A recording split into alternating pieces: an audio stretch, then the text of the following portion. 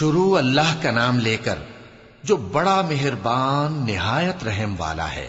فجر کی قسم اور 10 راتوں کی اور جفت اور طاق کی اور رات کی جب رخصت ہونے لگے، اور بے شک یہ چیزیں عقل مندوں کے نزدیک قسم کھانے کے لائق ہیں، اس بات پر کہ کافروں کو ضرور عذاب ہوگا۔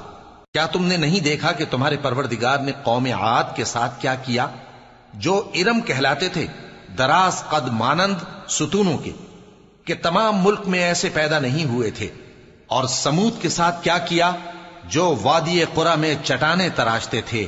اور فرعون کے ساتھ کیا کیا، جو خیمے اور میخیں رکھتا تھا؟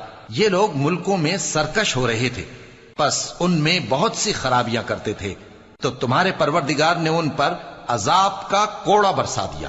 بے شک تمہارا پروردگار طاق میں ہے۔ مگر انسان عجیب مخلوق ہے کہ جب اس کا پروردگار اس کو آزماتا ہے کہ اسے عزت دیتا اور نعمت بخشتا ہے تو کہتا ہے کہ میرے پروردگار نے مجھے عزت بخشی، اور جب دوسری طرح آزماتا ہے کہ اس پر روزی تنگ کر دیتا ہے تو کہتا ہے کہ میرے پروردگار نے مجھے ذلیل کیا۔ یوں نہیں، بلکہ تم لوگ یتیم کی خاطر نہیں کرتے اور نہ مسکین کو کھانا کھلانے کی ترغیب دیتے ہو، اور میراث کے مال کو سمیٹ کر کھا جاتے ہو، اور مال کو بہت ہی عزیز رکھتے ہو۔ یوں نہیں، جب زمین کوٹ کوٹ کر برابر کر دی جائے گی اور تمہارا پروردگار جلوہ فرما ہوگا اور فرشتے قطار در قطار آ جائیں گے اور دوزخ اس دن سامنے لائی جائے گی، تو انسان اس دن سوچے گا، مگر اب سوچنے سے اسے فائدہ کہاں مل سکے گا؟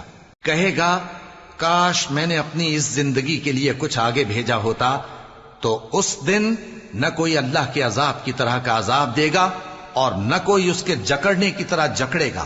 اے اطمینان والی جان، اپنے پروردگار کی طرف لوٹ چل، تو اس سے راضی، وہ تجھ سے راضی، سو تو میرے خاص بندوں میں شامل ہو جا اور میری بہشت میں داخل ہو جا۔